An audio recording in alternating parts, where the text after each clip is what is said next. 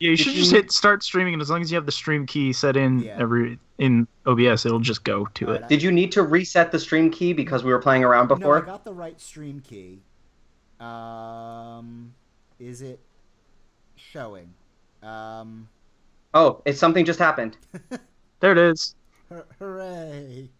We're here. We're live. We're here. Is anybody else watching us? Is the question. Is anybody else here? We are here. You have the preview closed, correct? What's that? You have the preview closed? What do you mean? Or muted on your machine, I assume? I don't have the preview playing. Good. Don't do that, or else it'll be double audio. Yeah. Is anyone who's watching this stream seeing anything? Yeah, I see it. Okay, so it's working. Yep. Okay, great. Do we have anybody? It says 5 watching now. Oh wow! Look at that. Well, I'm one of them. Yeah, I'm too. Okay. Well, all right. Well. Can I watch on my phone? Yeah, then we'll have 6. I typed in chat. Oh, Paisan Falx is here. Hello. Oh, hey, we got one. Hooray. Where do I look at the chat? Oh, say hi. Oh, well, we got a whole 8. Yes. Zach, can you text me the link so I can watch? Yes. It should be in the Skype. I mean, email me. Should be. Yeah, I'll email it to you right now. Cool. Okay. All right. Super great. So, hey, we got 10 watching. Look at this. Woohoo! I'm about to be 11. Wait, if you log into the, all right, I guess we could all log into the chat, fine. I'm gonna have it up so I can keep the chat open so I can see people talking. Yeah, all right. Where's the controller? Okay. Because I have 2 screens and I'm gonna take advantage of it. Cool. Can everybody let us know in the chat? Are you getting good video? Are you getting good audio, or like good enough? There may be a bit of a delay. Oh, there will definitely be a delay. Yeah, it's definitely a delay. Okay, Nathan says looks good. Cool. Paul just texted me. Hey, we're doing it now. Go on Skype. We're a real professional outfit. Over here at the Once and Future Nerd. Kyle. Should we get started, or are we going to wait for Paul? Paul's here and Rhiannon's here, so let's dial them in. Oh wait, Paul will be here. Okay, okay. Paul will be here in 15 minutes. Rhiannon will be here soon. Me when you're. Oh, look at this. Computer, I'll dial you in. Okay. All right. Gonna call Rhiannon. Add people. Rhiannon Angel. Add. Okie doke. Dialing Rhiannon. Let's see.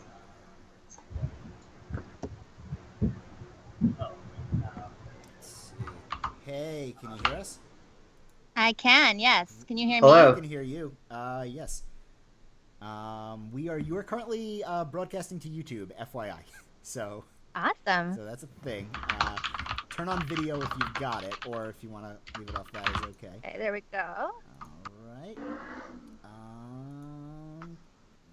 Loading. Cool. We see you. Hooray.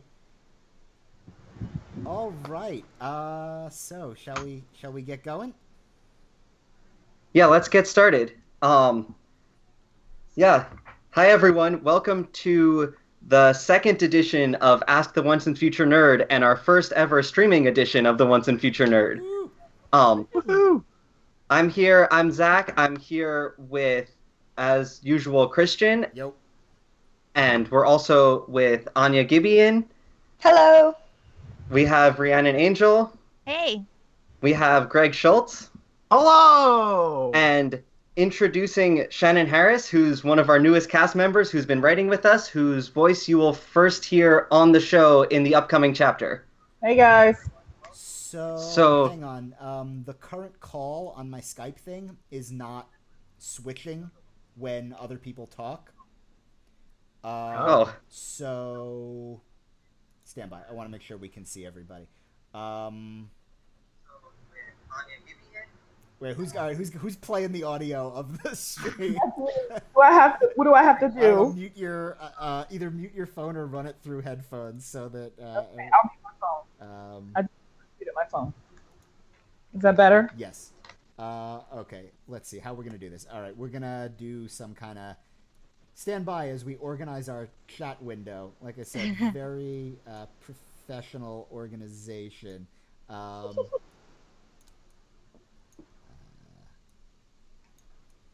Okay, that'll work. Yeah, we got like a nice like Brady Bunch scenario going on here. I'll move myself over. All right, cool. Here we go. We got this. How do I hide my own window in Skype? That's stupid. Does anyone know how to do that? You can just leave it. It's fine. All right. Okay. All right. Here we go. So, Zach, you're in charge. You're the master inquisitor, I guess. So, do your thing. Okay. So now that everything's all settled, welcome again. Welcome to the live stream. For those of you in chat, I'll try to monitor chat as we go, so feel free to shoot extra questions, but otherwise we'll be answering the questions that we've gotten from Reddit and from Facebook and from our email. So I should say, just in case, for the audio stream, this episode will have massive spoilers for the plot of The Once and Future Nerd. We'll be discussing the plot of Book 2, Chapter 2, so if you're new, welcome to our show, and please go back to the beginning before you listen to this. That being said, in this chapter 2, the big cliffhanger that we ended on was the elf commander Reloteet was searching for stragglers after the big battle, and ended up finding Arlene and the baby orc, and that was the big cliffhanger that we left on, and we actually will not discuss that today. We'll discuss some other parts of the plot from this chapter. One of the big parts of the plot here was that we left Bryce and Brennan sort of discussing how to proceed in the future, and that led to a lot of sort of discussing the global geopolitics, I suppose, of the show. So one of the first questions we got was from user ScroobyU Harvard 2 on Reddit, who asked for a brief synopsis of the various warring parties going on at the moment that led to this discussion between Brennan and Bryce. Oh, right, this. Yeah, so I guess this is like a bit of a plot summary thing from previous chapters, yeah? Yeah. Okay. So there has been this so Traft in the last couple years has built this kind of coalition of people from the west of the Black Mountains who have been up until this point have been referred to as orcs, and he led them in this big invasion that was kind of happening in the background for all of book 1. And it culminated in the big battle at the end of book 1. Now, before that, Traft had been trained in like military tactics and stuff by Reloteet, by the Knights of the Wood. Their stated reason, and that's all I'll say, their stated reason for doing that was to demonstrate that, with the right, discipline and training, even an orc can be an upstanding, servant of the realm. And that obviously, that's not what ended up happening. So he led this big invasion. Bryce Riverfell is one of the commanders of the Civic Guard, who have 4 forts at strategic points around the map of Jordan. That's what is it? Blackhold, Freehold, Seahold, and Summerhold. Is that right? I gotta look at our map. They're on the map.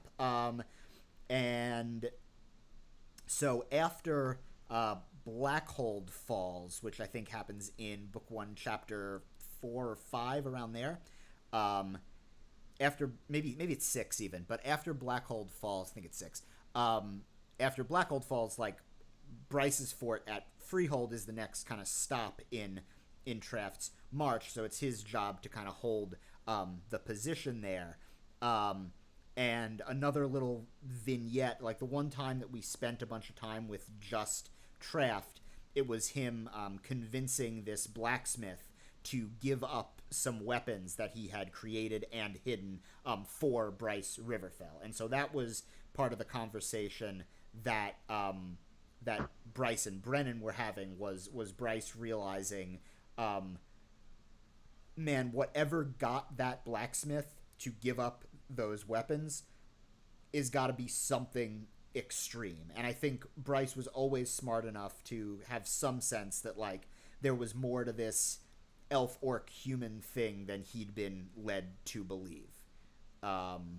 So that's, I don't know if that answered the question. I probably should have written that out and just done a text post. But... Let me try to simplify for you real quick. Okay, do that. So I guess the simpler version with a lot less nuance and the stampede of horny elephants that we started the book with. Gwernethal was the king. Ardell wanted to be king.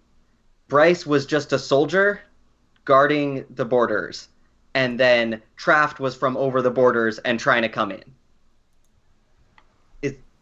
Is that a reasonable short version? Hey, is that Paul? Hey. Hello. Hey. Yep. Do you have any ability to turn on video, Paul?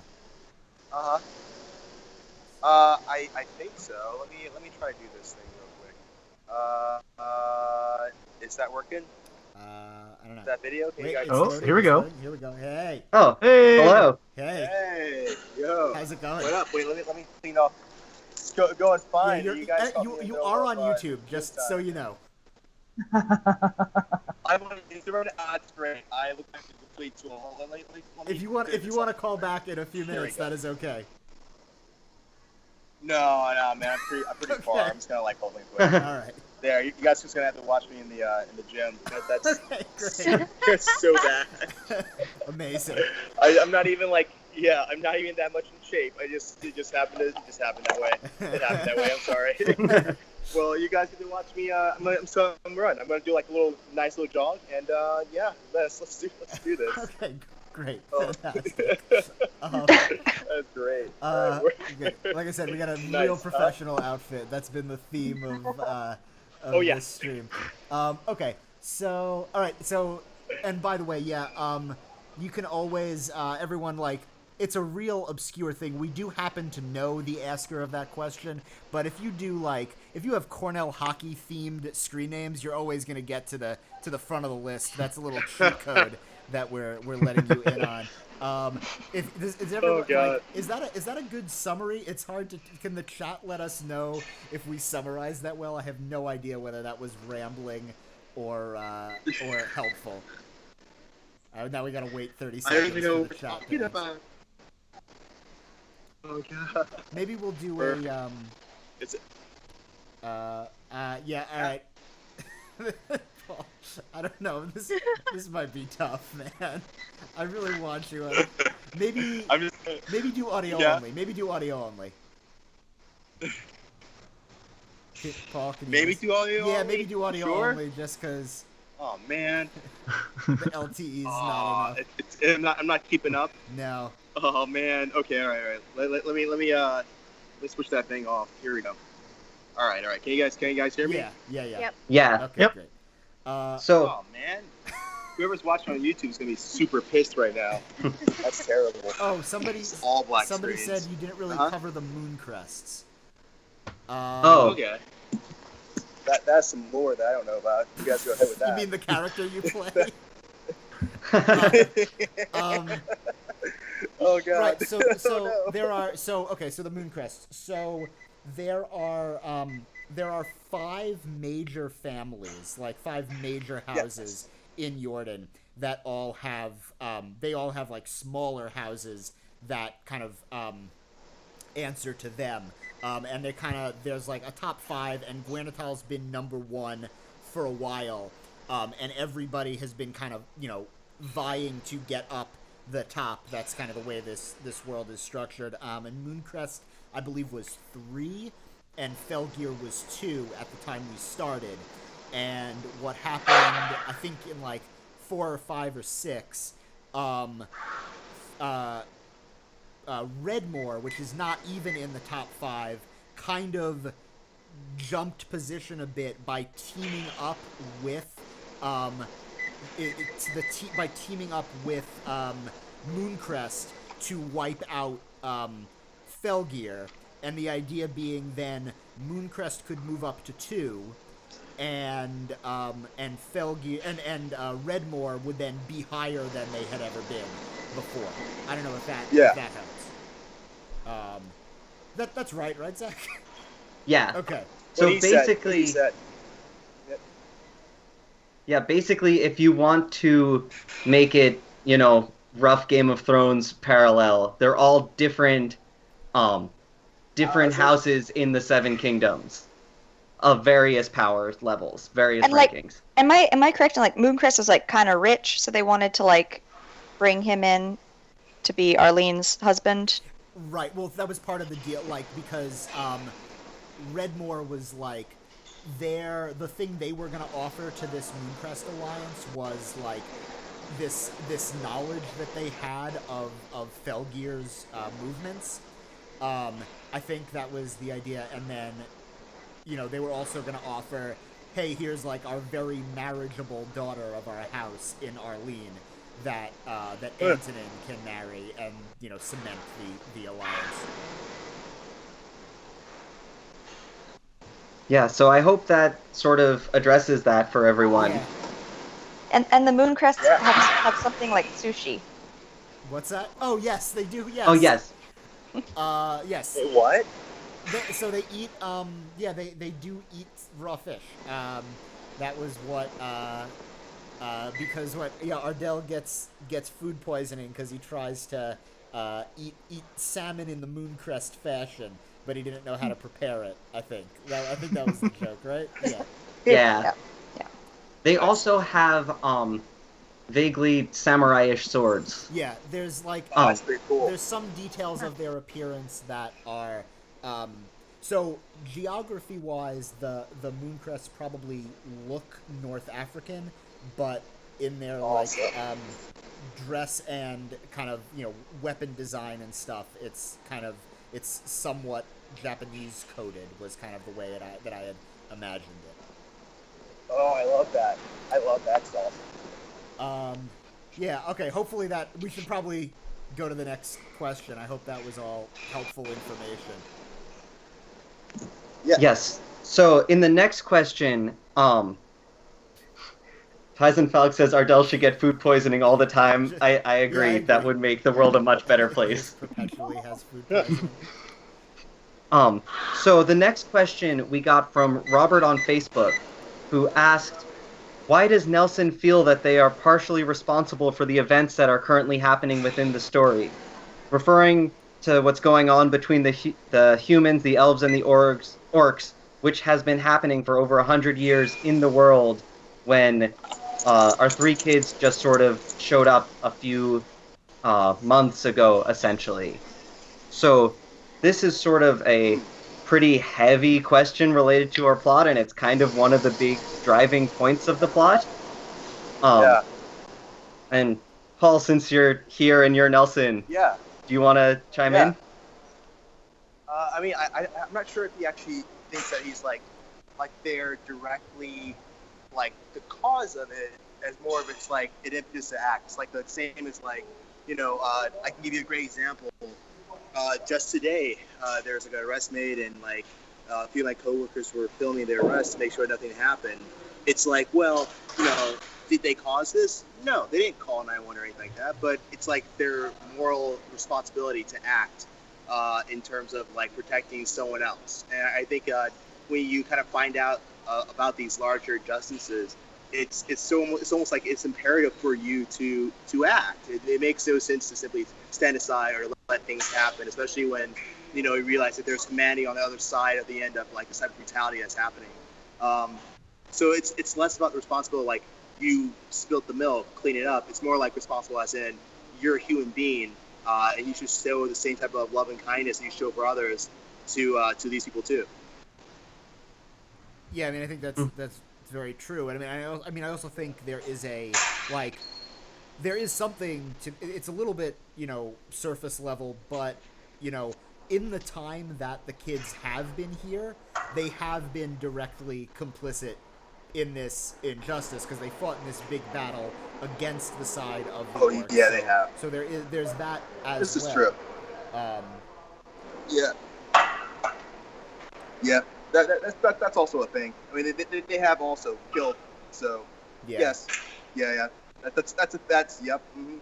This is true. I have a great memory, guys. I remember everything. I definitely did not forget that key plot point. I did not do that. Oh god. Well, something that I was going to add as I had to catch up on pretty much the whole season up until what was recently published. So my memory's a little bit sort of more new.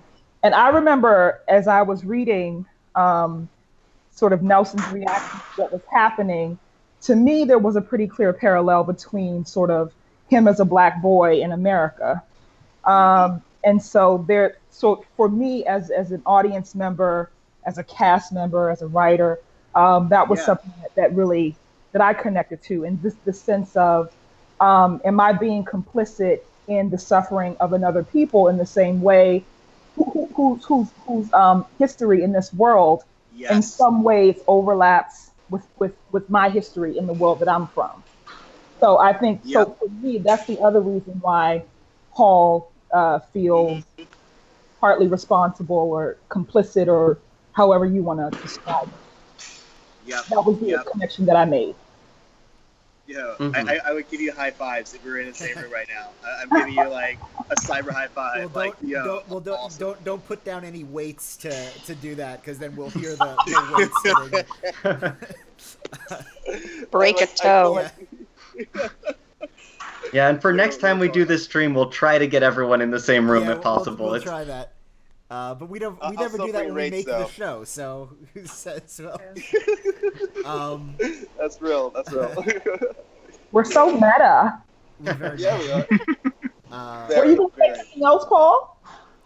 Oh, I was going to say I'm going to bring weights, like, even if we go into the, I was going to say if we're actually in the same room, I'm still going to bring weights. Oh, okay, all right, yeah. Okay. Yeah. And I was gonna say, what's up, yo? Like, I haven't seen you in a minute. That's crazy. Also true. Like, that is I have also to say true. what's up too. Yeah, I know. Yeah, we're like our pull back the curtain. Our recording schedule is a little bit behind, so I don't see people a little bit.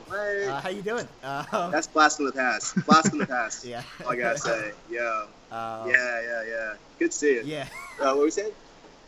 What? No, does anybody have anything else? I mean, I think the only thing that I would say is, and like, this is one where I'm even like, I don't want to come down too strong in terms of authorial fiat of like, because I kind of want, like, outside the story, like I kind of want like kind of how you feel about this question is a lot of, I think, how you're gonna feel about the general message of the show. So I guess the only thing that I probably want to say is to just kind of think about, to ask the audience to kind of think about their reactions to, like, okay, maybe you haven't directly done a bad thing, but then once you learn that you have benefited from a bad thing, then how should you feel about that, and how should you react? And I think that's kind of one of the central questions of the show.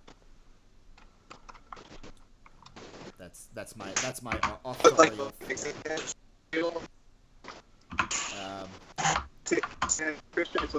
What's that? You're breaking up. I totally missed what you were saying, dude. Let me here. It's a little better. Okay. All right. Yeah. All right. Let me move around a little bit. Here we go. Hey, can you guys hear me? Yeah. Who's typing? Sorry. Who is that? Paul, sorry, you don't get to complain about typing. We can hear like machines beeping in the back of your. Well, it was so timed up with like me being like, I don't have any reception, and it's like someone was like typing to like hack into something to give me better reception. Yeah, that's what it felt like. I was like, who's doing this? I did. No. I did just hack Verizon's network while we were to devote all of their bandwidth to Paul. He's like, thank me later. Yeah, right. All right. Exactly. All right. That was my fault. Sorry, I was talking in chat. All right. Should we do the next question? Yeah, let's move on to the next question. Yes. Word. So the next question we have is from our Patreon supporter, Chris, who happens to be my former roommate from college, but his question got read today because he's been an excellent Patreon supporter. So if you want to get your question like to the top of the list, you can also chip in on our Patreon, and that would help us out a lot. That's one of the perks at the $5 level. Boom. So Chris asks, can you talk about your world building process? Are there any backstories or world mechanics that you can talk about without spoiling things? And then he also asks, there have been a lot of hints, but can you be more specific about how magic works? Also, to our actors, sorry this is a little front-loaded for producer questions. The next few questions are actor questions. Okay. But I think this is, to pull back the curtain a little bit, our Skype session here was for our writer's room, so everyone here contributes to writing the scripts. So I think we all do come together to do this world building. Yeah. I think a lot of it, I don't want to say happens on the fly, because we spend a lot of time writing these scripts, but in these writer sessions, we hammer out a lot of the backstory. So if anyone wants to chime in on their experience in the writer's room, feel free to speak up. Wait. So, chime in on what? On world building? Yeah, on. You know what? No, go ahead. Yeah, somebody can go. Well, yeah, go ahead. Yeah, let on you. My world building usually comes from being a very physical actress, but in a audio world. So I think about a lot of like the physical things that the characters would be doing. Since I play Arlene, I've been dealing a lot with the baby issues recently. So I'm like, okay, so like real world, here's this infant. How do you feed it? How do we change diapers? What are diapers like in Jordan? And like other things like that. Or like, so this baby, like we want it to sleep a lot because it cries, but like they have other needs too. And like, how is this baby gonna like develop? And like, I don't know, that sort of thing where it's like, I like digging into like so like here's this fantastical situation, and then what are the real world aspects of it that like can make it more real for me as an actor playing it. Yeah, and I think that's a really good thing to have in the room is like, there's a couple times where we've had to like discover a fact about the world because Anya has been like, wait, how do they do this? And like, then it's like a thing, and that sort of thing always kind of unlocks specificity, you know? Mm-hmm. Yeah. And from the magic perspective as well, to sort of both parts of this question, something that happens a lot in our writer's room is we have the framework of the history and also the magic and also sort of the plot already set out, and then in the writer's room we'll hit a detail. So there was a moment when we were writing Chapter 3, the one that's about to air, where, to not spoiler too much, Rhiannon came to us and said, can we do this with the magic? Can we, I'll be okay, can we do teleportation in the magic? And this led to kind of an hours-long discussion of, okay, how does that fit with what we've already established? How does that fit where we want to go? Rhiannon, do you want to talk about your half of that? Because it was kind of your idea. I feel like good world building is extremely specific, and we are in a place where we don't want to give away too many secrets because that's sort of the fun of discovering it via the audio format, but we do have a pretty rich and detailed idea of what we want and where we're going with it. So it's just sort of a trick of trying to figure out how much do we want to give away, and when is it appropriate time to do that?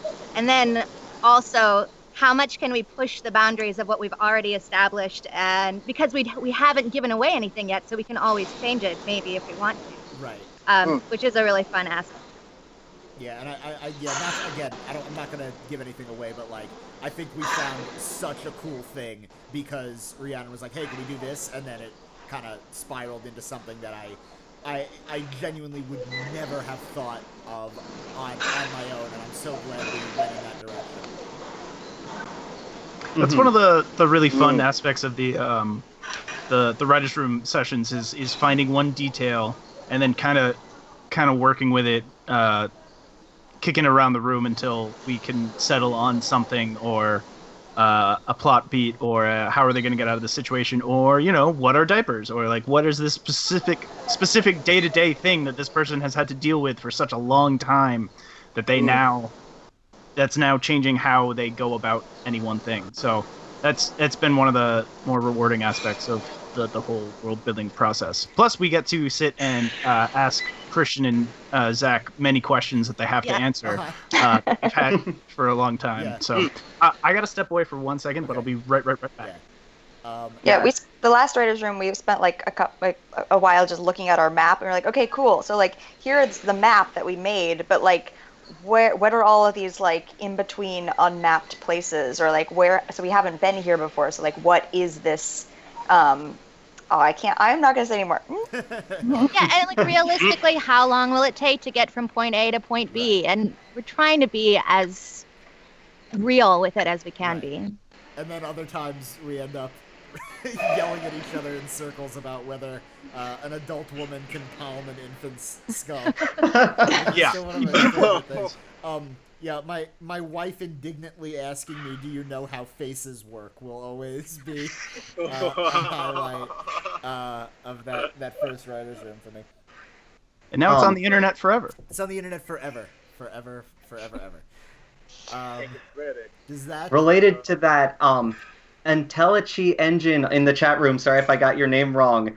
Tied this into asking about the existence of necromancy, proving that the Selberic realm exists temporarily independent of Jordan. I think it's temporally. Yeah, sorry, temporally independent. Thank you. Which is exactly the type of thing that we would sit around and argue about for hours, which is a lot of fun. I don't want to spoil any answers for you. That's a good Keep pivot. thinking about it. That's a good pivot. That's a good pivot. Yeah, we don't have hours to discuss that right now. Oh my. Yeah. But Is it okay if I totally zoned out for a minute? I zoned out for a minute. I got really into this bike here. It was great. Okay, great. No, I'm kidding. Good. Well, I hope you totally got your cardio up. Oh man, it's good. I'm in a good place, and I'm at my target zone. It's great. Great, fantastic.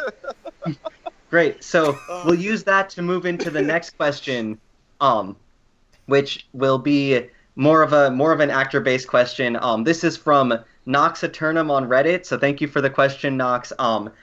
Nox asks, to the voice actors who play more than one role, which is basically everybody, which character do you feel you click with the best? Ooh, Nelson, obviously. Okay. I love him. That's, Well, okay. no, I have no character acting in that. It's just me. Just me talking the whole time. It's great. Sorry. I'll leave the floor to everybody else. Well, Go. Well, yeah, so I guess then the follow-up question is like, then how do you inhabit Antonin Mooncrest? Like, what's that like? Oh, I remember this. This is like I remember when Christian, you're like, well, he's more like early 1930s, like how like people would talk, but like also a little bit of like Mad Men, like what was it? What's the guy's name? Help me out here. John Hamm's character. Don Draper? Don Draper? Yeah. Yeah, and I don't think I did a good job of actually channeling that, but that's what I try to channel. But we definitely found a voice for Antonin, for sure. We did. I mean, like, I'm just fishing for compliments. That's all. But yeah, I'm not gonna lie there. But I'll tell you this though, like, I think a lot of it has to do with like just it's just standard acting work when you put yourself into the situation of that person and you try to embody on like where does that voice come from, and like does this person smoke? I didn't even know. Like, actually, speaking of world building, like, do they smoke in this realm, in this world? Because all we know is right. Yellowwing's like sister was high, but we don't know if that was like so they right? they chew a root. The elves chew canna root. As to whether they smoke, we've kind of intentionally steered clear of crops that are native to the Americas. So there's probably not. We've never talked about this before, but I'm gonna say there's probably not tobacco in. Oh, that's fine. I mean, that's okay. What if there's like a? Well, if chewing canna root gets you high, then smoking it would certainly get you high, right? Is anyone noticing that he's like lifting weights right now? Because I'm noticing this. I'm noticing this. I see the solidarity. I just thought I'd get my burn in while Paul's doing it too. Are we all leg just day for me, working out so that's what we do. That's the whole catch. To just be doing that every time. No, I think. But yeah, just to answer the question, I think a lot of it comes into not only like really looking at the script, but going deeper and saying like, what are my motivations? Why am I going through this? How am I going to get there? What do I actually feel about my success rate, even in the midst of doing that? Like all these little small details that you always feel when you are like just living your everyday life, putting yourself into that. That's how you get into that character, and that accent comes as almost like a byproduct in a lot of ways. And like part of that also comes from me just like really watching a bunch of TV or any type of like in that era or whatever. Like I just sat there and just watched a lot of like movies that came from that era, and I really like Hunter, Night of the Hunter. It's a great one that comes from that era, and I try to like evoke that type of like cadence, recall like why the guy talks. Because but like it's a received dialect that no one grows up speaking. Yeah, right. So it's very it's a little bit difficult. But I think like really it comes from a lot of research and a lot of practice. Just like talk to yourself at night when no one's around, like a madman, until you feel like it sounds right, and like that's really where it comes from. So I would say that. Cool. Look, Shannon's like grinning. No, I'm just listening. Taking it all in. High five. High five. All right. Yeah. Favorite characters. Let's keep rolling. Favorite characters. All right, let's keep going. Yeah. Well, I won't disclose any of my characters because none of them have, been published yet. Am I using the right word? Yeah. Yeah. But I will say, if I can, that I've been able to contribute to writing one of my characters, which has been extremely cool, and connects to the world building thing. Just being able to sort of envision what that person is like, and how she operates in specific situations. I can't really say more than that, but that's been a really cool experience. Yeah. That's so awesome. I had the exact opposite reaction when I tried to write for Regan. I was like, I don't know how she talks. I can say it, but I can't like create it. I don't know. Oh yeah. Yeah. Interesting. I mean, but I connect to her the most, mainly because I just am like flattered that you think that I'm that badass. It's Anya and I did my senior film in college. It was like a three-hander, and Anya was like the "this is all bullshit and I hate it" character. And so when I was originally casting What's the Future Nerd, it's like no, that's Regan, and then she's grown into the character so incredibly well. It's just it's her now. Nice. That's dope. Yeah. Well, thank you. I give most of the credit to you, because really it's the writing, and then I do like the 5% of the actual voicing of it, which is why I couldn't write it. So I was like, I don't know anything. But I do like writing. So I've been writing a lot of the songs, especially that Arlene sings, and then other people also. Rhiannon's been writing music, and that's been exciting for me as a musician and a songwriter. So that's the fun part that I like of the writing it. But yeah. Nice. Well, as far as clicking with a character, I guess for me the one I guess it's Yellowwing. It's one of those things where for a while it felt like I was the only one in Yellowwing's corner for some things. Just to like, there was some stuff going on in the world, and Yellowwing was kind of an embodiment of some some stuff that was happening, and I was like, listen, okay, he's got something. Maybe not his parents, but there's something to this kid where, like, if you remember that he's kind of still a teenager as far as, or like young adult as in this elven culture, that there's gonna be some growing pains, and he's about to go through a lot.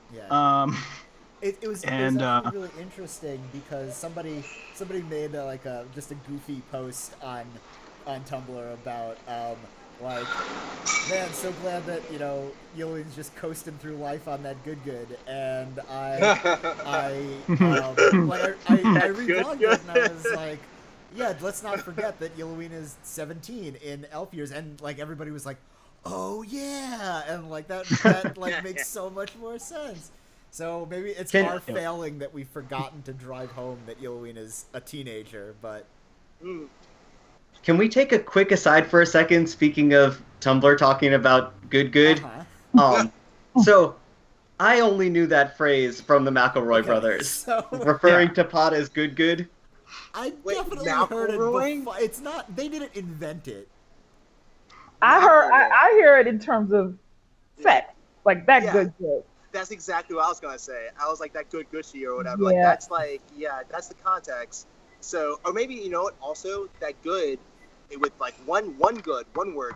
That good, that's like spoke that loud. Like that's kind of like that's weed vernacular, but weed or sex. That's the only way I actually like interpret it. Yeah. What is that good in terms of McElroy brothers? That's the guys. Is that their names? So, that's exactly how they use it. It's just like they do a lot of like they'll like they'll take a word and morph it either with their pronunciation or with like weird accents that they'll put on it and just kind of repeat it like occasionally until suddenly it becomes part of their vernacular and then their listeners' vernacular. Right. Like they'll use boys as a just a generic group of males in the same way that like we might think critically about how girls gets used. They'll instead of saying guys or men, they'll say boys. Oh, they'll say boys. And it's just like I've got like 50 boys in there, and like it just becomes they morph English until it becomes its own thing. And so I know they like I had definitely heard good outside of the McElroys, but also including it in the script was a bit of a nod to the McElroys. So, and I had to clarify that on Tumblr because someone was like, "Where'd you get good from?" Perfect. But yeah, quick plug. Listen to My Brother and Me. It's hilarious. Adventure Zone, they're very, very good shows. Good shows. Pies and Falk says that they're sweet boys. They're sweet. In chat. They're sweet boys. Sweet boys. There was a question asked in chat if we want to. Yes, maybe. Take we have some fun ones that maybe we'll group the fun ones at the end, I think. Okay. Yeah. So Korean in chat, we'll get to you. I promise. Rhiannon, did you have anything you wanted to say about characters that you click with, or? I did not really like Nia when I first started playing her. I didn't really feel like I connected to her at all. But as she's grown, I have like really grown to appreciate her just in general, and I really like playing her now. What about her? What have you found about her that you really like? I think she's genuinely a kind person. I think of all of them, she's got the most kindness, and she's very consistent. But she's not brittly consistent. Like she has the ability to bend and change her mind, and I respect that about her. Yeah, I think that's a good way to say it. I think that's what I like about Nia too. Who's got a helicopter or a motorcycle? Oh no! Or a hellmouth opening. Yeah, that is. That's me. I'm like Cool. I'm outside the gym now. But Everyone in the chat is saying no Taz spoilers. That's fine. I haven't listened either, so don't worry. No Taz spoilers in this chat. Okay. What's the next? Sorry, I have co-opted the speaking. Yeah, so I think that's it for the real serious questions. We can move into the fun questions now, unless anyone has anything else about their characters that they want to talk about. I got to do an accent recently, and I'm excited to hear it, mostly from the people from my home state. Cool. That's all. Do you want to break off a piece of it without saying anything about the character? Give us some of that good. I'll do one word. Oh, yeah? And that's all I got. That's the whole character.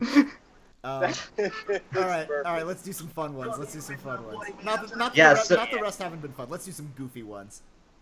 Yeah. Okay, so Kareen in chat asks, what kind of pet people are all the characters? Cat, dog, fish, snake? That's a good one. Cat dog? Cat dog, yeah. Or cat dog? Yeah. You had a cat dog. Can I take that? Well, Regan had a whole thing with cats, but I think she still is a cat person. Yeah. But like maybe like big cats. Ooh. Like she has like a pet lion or something, or Not a pet, just like an ally that like she acknowledges. Uh-huh. They like pass each other in the wild once in a lifetime. Yeah.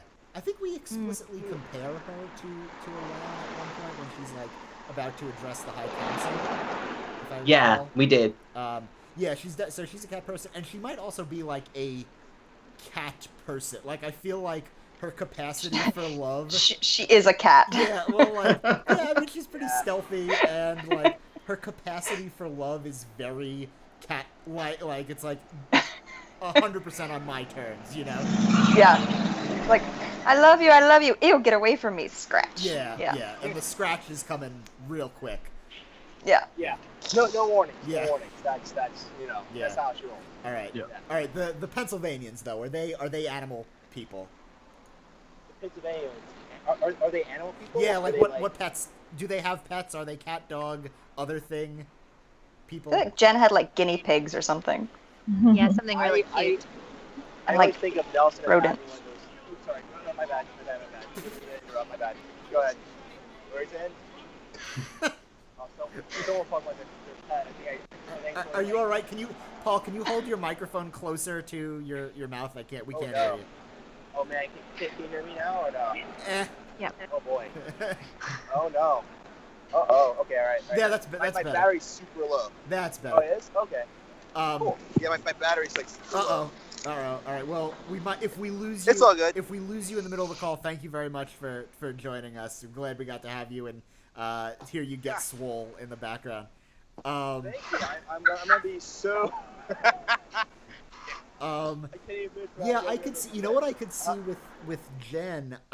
Maybe they did like a class project where they had to take care of like a hamster and a guinea pig, and everybody else was like fucking useless, and Jen had to do all the work to keep the hamster alive. So then she took it home over the summer vacation and just like kept it. Yeah. That checks out. Yeah. I could see the way we describe Billy's dad. He probably had like a big angry dog on a chain that barks at anyone who walks past. Yeah. That was mostly like 3 dogs. Yeah. Like, Yeah. And none of them 3 Rottweilers. Yeah, and none of them are like necessarily like there. Like they probably don't have like, you know, collars and their vet records. They just kind of like hang around the house. I feel like. But they're actually like super sweet dogs if you get to know them. Yeah. They are sweet dogs. Probably Billy gets along well with them. They like probably sleep in his bed, like cuddle him. Aww. Oh man, that's gross. I like dogs. Is Paul still on? Paul's on. Yeah, Paul just said Yeah, I'm that's still on. gross. That ruined it for me. I'm out. I'm out of this pet fantasy. No, I'm kidding. Glad. Yeah. I mean, like, wait, what do you guys think for Nelson? I couldn't think of anything. I thought of a duck. That's the best I thought of. A duck? Did you just say a duck? A duck. Like, he like, literally was just like, yeah. Like a duck. A duck? Yeah, man. Like the waterfowl. The waterfowl. Okay. The waterfowl. What? Can you keep pet ducks? I had a pet duck. Did you? Yeah. But you grew up in I mean, like you grew up he in lived in- Fantasyland. He lived in the pond, and he would come by name, and his name was Bill, and he was a duck, and he lived in our pond for one summer, and he would visit the other neighbors' ponds, and then he'd fly by, and we'd go, Bill, and he'd land and eat out of your hand, and he tried to court my mom because he wanted her to fly away with him and have his duck babies. Oh my God. That didn't happen because she's not a duck. Yeah. Bill is a Bill's very crushed good by duck that. name. Yeah. So Yeah, it is. That ducks is can actually recognize their name? Yeah. Wow. Some birds, And he would, some and he birds would, are, yeah, like, and scary he smart. would eat out of your hand. And he was a great duck. And then at the end of the summer, he flew away, and he flew south, and we never saw him again. So sad. Flew away as like No. an Allman Brothers song plays. It's like, Bill's born she a doesn't rambling man. love me. I gotta go Yeah, find one of my exactly. own kind. Yeah. It's like Exactly what happened. one that's 3 pounds. Yeah.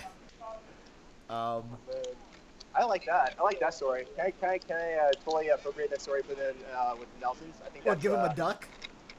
yeah. I can have a duck. We're giving Bill to Nelson. Yeah. Is what we're saying. Yes. Yeah. Okay. You're giving Bill a Uh, I hope that's okay with you.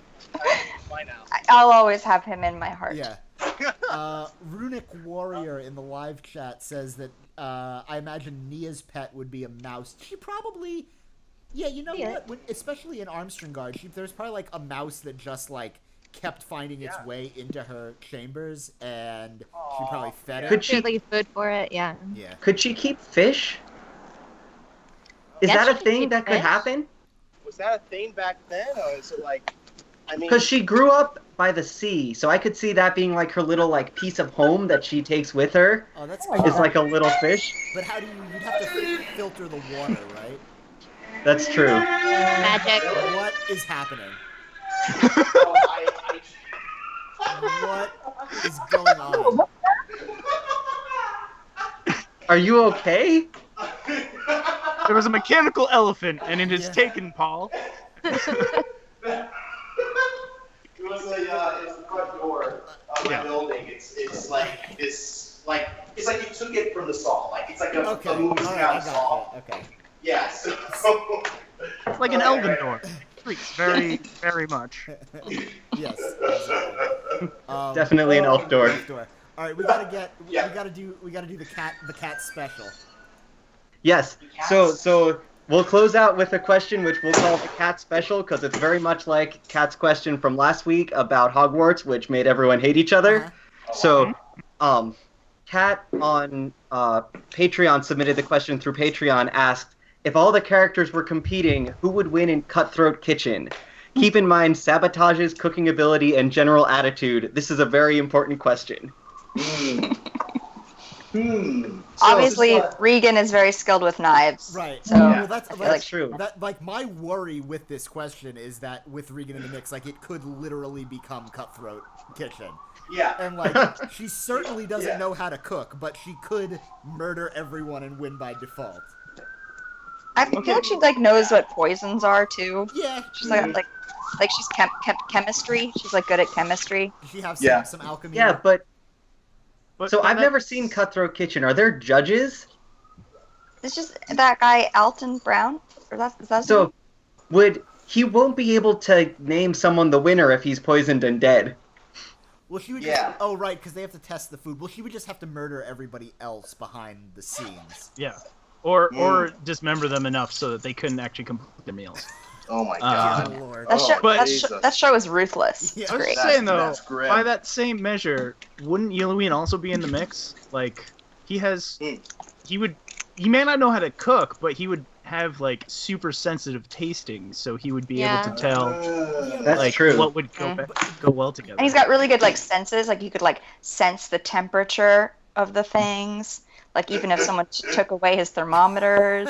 Yeah. So, okay, so Yeah, because that's what Cutthroat Kitchen's all about. Is like Yeah, take you like away you implements. you take Okay. people's things, or they have to cook everything in one bowl, or like they can only use like stuff out of like a trash can, or like so, yeah. so Yelloween has a lot of skills at his disposal to like resist sabotage, but like that doesn't teach him how to cook. To cook. Like he can skin an animal, but he has never, other than like sticking something on a spit and roasting it. He has never prepared a meal in his life. Yeah, at home he had servants. Yeah, I feel Yeah. like Jen and Nelson both coming from single parent or single guardian homes where the guardian works. Yeah. They definitely are like self-sufficient in a kitchen.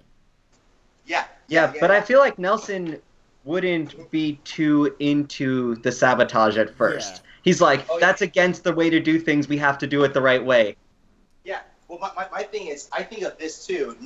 I don't think Nelson would necessarily sabotage. What I do think is that he would make something that would look so crappy that no one would want to like bother it, and he slinks by, and when you actually taste it, it tastes fucking dope. Like 'Cause- something that he had to right? figure out like as at Yes. home of like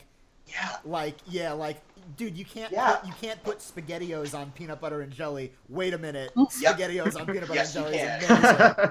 Exactly. It's like one of those like it sneaks under the radar. Everyone's like, well, fuck Nelson shit. Yeah. And then he's like, oh, little do you know. Like, yeah. Um, Boom. I don't know. I think the loner Ravenclaw in the chats that got Gwen. I think Gwen and Bailey would do well. I think Bailey would win actually. Yeah, Bailey would win. It's a question. Bailey would Well, you win. can't, Yeah. The question is, you just throw like every secondary character in, like whether you have like a 64-person battle royale of every character we've ever met, or whether Yeah, it's like So, that's Cutthroat why Kitchen. Bryce is good on the barbecue. yeah.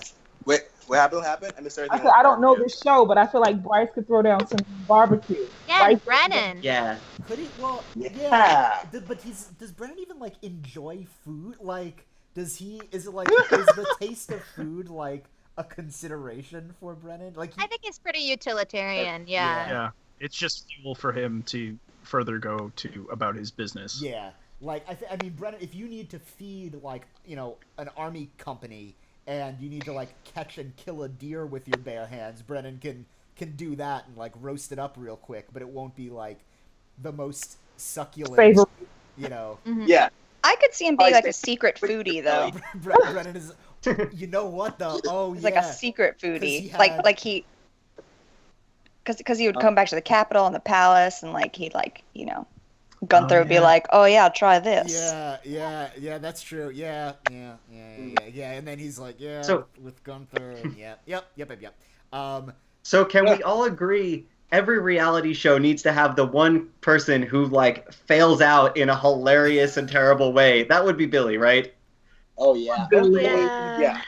And Arlene. Yeah, Arlene would fail. Oh, that's true. Yeah. Loner Ravenclaw points out correctly that Gwen can probably manage something. Yeah. I mean, that's kind of what she does. No. Yeah, I mean, she's not a cook. Like, she's more of like she brings things. She's a handmaiden. So she can sew the shit out of something. And she can like she knows about food. Like it's not her main thing, but I think she can get by in the kitchen. Yeah. Well, hasn't she been helping out with Bailey Yeah. now? So It seems like Bailey would be the one. Yeah, Bailey. Bar- yeah, Bailey would be the one. Bailey, but that's almost Like, cheating. Like you can't like who in our cast I feel like- would win? The restaurateur probably. Yeah, sure. I think. Okay, then who would be the But she's cast also of, like ruthless. That's if true. they had to have 3 judges from the cast, who would they be? Like Bailey, I think is one. Yes, good. Yeah. And then maybe Arlene, just for like presentation side Yes, of things, they need, or like a highborn. They need like if we were The putting celebrity guest. Yes. Yeah. because The Katy Perry. She knows nothing Bailey, about cooking, but she eats food. Yeah. Bailey Renault would as be, a like, judge would be hilarious. No, God. Have him judging everybody's food. God. It's like falling out of him. Yeah, right. It's also just like falling straight through the hole. In his stomach. that or Arden. Arden Arden would just, would be a good you're judge. just Yeah. Yeah. Or if, if the presentation's not good, he just smashes it with a hammer. Yeah. If we were gonna pitch this show, right? Like, yeah, what's the structure of the judge? You want like a highborn judge? Yeah. You probably do want. You want some. Do you want an elf on there? Well, you don't. want an elf on that shelf?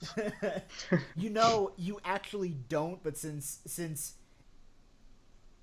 since right now the media of this world would be controlled by the elves, there would be one on there anyway, even though no one cares.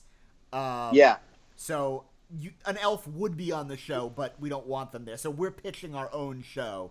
So are we pitching this show in Jordan, or are we talking about like us in real life going to NBC and be like, listen, we've got a good idea. Yes, we have a So Once a Future Nerd is a super successful fantasy, and we need to do a spin-off reality cooking show. Yeah. Can this be a bonus episode at some point? Can we? Yeah, probably should. I'll start working on something. People want me to imitate. People want me to do a Renault line. That's bad. Just try to be Gordon Ramsay, but Renault as Gordon Ramsay. God. But from the juniors show that he does, the show with kids. Where it has to be nice. What's a thing that Gordon Ramsay would say? I just know he's like a dick to people who cook. I know that's his whole shtick. He's like, what is this? What am I eating here? What's in my mouth? Is this food? Now he sounds Italian. I'm sorry. No. I bow out, guys. Okay, so it's something like, because he's rotten and everything he touches is rotten, right? Like. Yeah. All right. Kat got it. She nailed it. Okay, so it's I admire your use of oysters in this recipe. Did you know that oysters are a common aphrodisiac? Granted, everything I touch turns into a withered husk of its former self, but it's the thought that counts. All right. I like it. Because he would like spend 3 seconds judging the food, and then he would hit on the contestants, right? Mm-hmm. Yeah. All right. Yeah. Good. Yeah.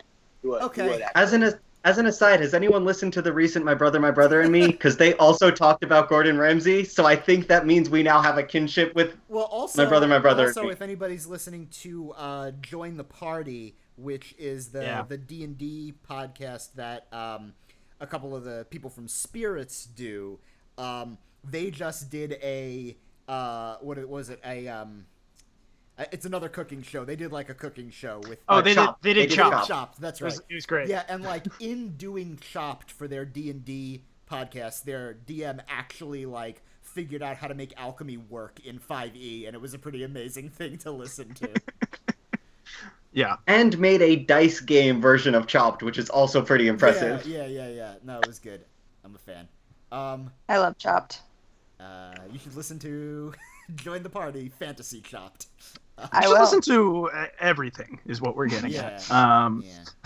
There's a lot of good stuff. Yeah, a lot of that good. Good.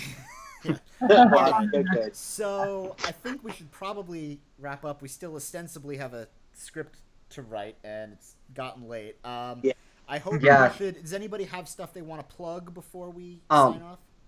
Can I do a quick plug real quick for our most recent bonus episode? Yes. Yeah.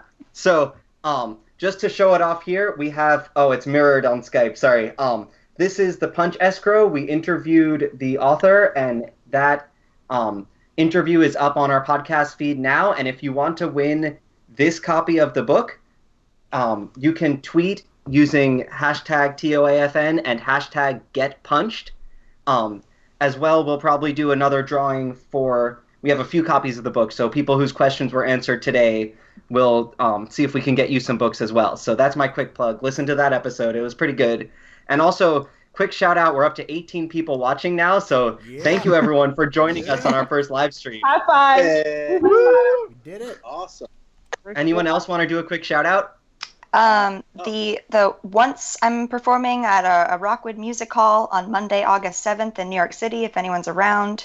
It's the Once Reunion Jam. Companies of Once from Broadway and all the North American productions are going to be there playing music, and it's supporting VH1 Save the Music, which is a charity that supports music education in schools. Awesome. We've got to retweet a link for that. You gotta send us a link so we'll be sure we I will. do that. Ew. Anybody else? I mean, Oh, high fives. High five. I figured it out. You got it. There we go. oh wait, high fives. Oh yeah. High fives to everybody. There you go. Woo. And, oh my god! And I mean, if you guys like, for anyone that wants to see more crap that I do too, just check out the Nose blog. That's it. Anywhere, just Google it and Twitter it. I don't know. The Notice blog. Nose blog, yeah. Cool. That's it. All Notice. Nose blog. Actually, it's also called Nose now, Mm-hmm. but that doesn't really matter. Oh yeah. Oh my god. I am producing I'm doing a short documentary on black skaters in DC called Shaw Boys. So be on the lookout for that. Amazing. It's really, really dope. Yeah, it like covers like gentrification, Black Boy Joy, like creating queer friendly like spaces in like traditionally like what you would see as hyper masculine spaces, but all of a sudden for some reason like this like group of kids have like created a very like welcoming and like open society in like the midst of like a really kind of like stressful environment. Like there's a lot of shit that goes down, hyper violence, police brutality, gentrification, all of that, and they create this kind of like safe haven for everybody. And they're a bunch of skaters. And it's dope. That's awesome. It's solid. Yeah. Cool. Five. Yeah. High five. That's like. Cool. If you like video games, go listen to Left Trigger, Right Trigger. But also, I'm going to be a sappy uncle and shout out to my niece who was born 3.5 hours ago. High five. So yeah, I'm going to go up to Maine and see my family soon. Nice. And yay, with no name yet, but little niece, I'll see you soon. And now Nice. this little person, like we got to keep the show going long enough for her to form conscious memories, so she can be like Garrett's daughter, who like her entire remembered life, Garrett has been in this show. Yeah. Yeah, that's crazy. And the real accomplishment is to get to the point where she'll watch this back again and be able to be embarrassed by it. Sure, yeah. So she's got to get to like 12. So Yeah. Like 7. yeah. Actually, Yeah. can Yeah. you send a mic to your relatives and get some baby sounds? Oh my god, that'd be so great. Oh wait. That'd be so great. Potentially. We'll talk about this later. But yeah. Awesome. Sorry to put you on the spot there. We'll see. Word. We'll see what happens. Shannon, Rhiannon, anything to plug? No, not for me. All right. Well, Cool. looking forward to. Shannon plays some really cool characters, and I'm looking forward to you guys all getting to hear them. Yeah. Okay. So, I think that's gonna do it for us on this live Yeah. stream. We're gonna clean up the audio a little bit and probably stick the blooper reel at the end and then post this on our regular podcast feed. I want to say it'll probably go up on Sunday, but not 100% sure. And then we are hard at work on editing Chapter 3. So as soon as we have some release dates to commit to, we will announce those. It shouldn't be too long. We'll keep you all posted.